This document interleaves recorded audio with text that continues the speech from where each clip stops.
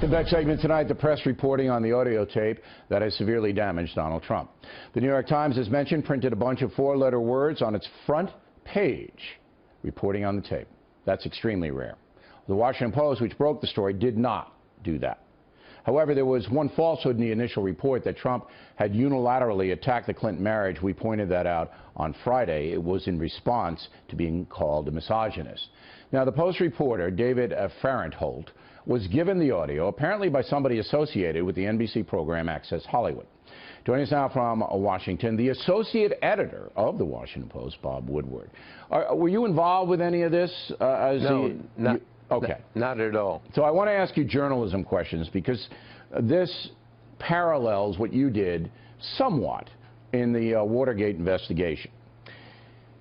In the article by Fahrenthold, he did not explain how he got the tape. Now, we don't expect him to say who gave it to him because, you know, that's a confidential source. But it didn't really tell the reader how it got to him. Should he have?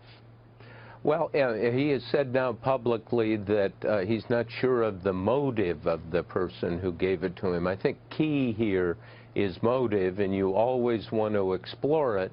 But in this case, Trump has acknowledged the authenticity of it, and I think at least so far it's turned out to be the most explosive story of the campaign. So there's no doubt it's a story. It's authentic. I think once it's established, or once David, you know, is willing to say this is where it came from, or this is the type of person who gave it to me, that's a relevant footnote. Yeah, but I want to point out again, he did not do that in the initial report. It was only in a follow-up report by a different reporter, Farhi, that came out. And I Yes. raised the question with you because you and Bernstein in your reporting were meticulous in saying we got this information from this kind of a person. You nicknamed the person, Deep Throat, okay? So that you told the reader where this was coming from and how it was evolving, along with reporting what you learned, which I think is important because you raised it. You know, what is the motive is not as important as the tape. Obviously, the tape is the story that a presidential candidate would use this kind of vile language in speaking about women. That's the story. But there's another important story on whether this tape was held back for 2 days before a debate, whether NBC had anything to do with it. Those are all important things, are they not? Yes, but they're not central. But back in the Watergate era, Carl Bernstein and I could work 2 or 3 weeks on a story. There was no internet. There was none of that impatience and speed driving things. And in this case, and David has said this publicly, that he got the tape, they authenticated that they were under lots of pressure. You know, somebody else was going, I guess NBC itself, or yeah, they were supposed to run it on Monday. But again, I thought the article was incomplete. I think that they could have, because certainly the reporter knows who gave it to him, how it got to him, and had to ask on a follow-up questions, why now? Were you instructed to give it to me? Did a major news organization, and I'm not implying that NBC did. I wouldn't dwell on that at all. Look, every story is incomplete, particularly in this era where we will do 5 versions of a story over a 24-hour period. Even less. Even less. Yeah, I mean, it's every hour they're being revised on the internet. Okay, I get your point. And so I think, you know, I mean, what to point out here is there's been much criticism. The mainstream media is not really doing a very good job, and it's all, you know, it's Politico and BuzzFeed and so forth.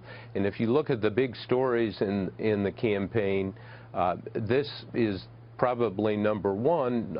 Number 2 is the New York Times and the part of Trump's tax returns, which they got, and that was leaked too. I mean, that was a leak too. So it's interesting. But I got to ask you this question because it's important. Sure.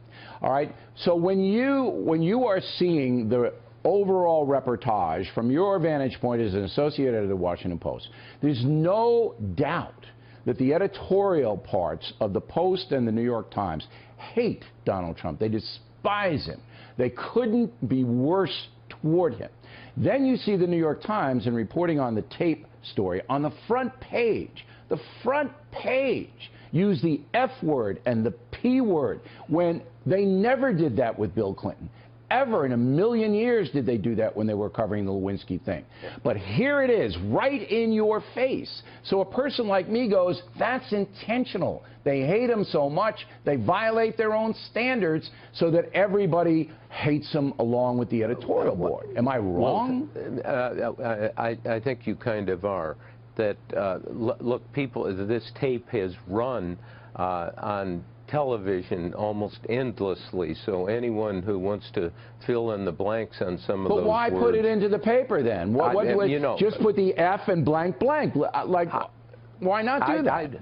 I don't know at the New York Times, but one of the things a couple of months ago I asked is, and it's your ultimate question here, have we been fair? Are we covering Hillary Clinton with the same aggressiveness that we've been covering Trump? And so I went back and got a bunch of stories. In fact, I'm going to send you 20 stories that the Post did about the Clinton speeches, the Clinton Foundation, foreign donations. Look, I believe you because you're an honest man. Listen, why then would they endorse her? Why?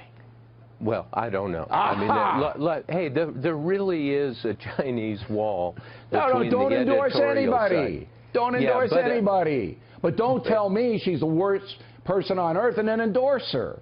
I mean, well, that's what teases me up. Look, that's for them. That's for them, and this is. But you're them.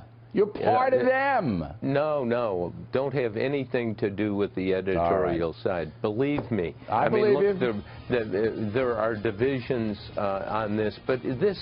Look, what's going on here? You had earlier on your show the issue of who is president, and the president needs to have moral authority. I got it. Look, I'm not. You know, we're on the road to erosion of moral authority with this tape. I've got to go, but we have been absolutely fair on this broadcast. We've stayed out of the swamp. We give the facts and analysis based on the facts. And so do you. And we really appreciate you coming on tonight. Thank you.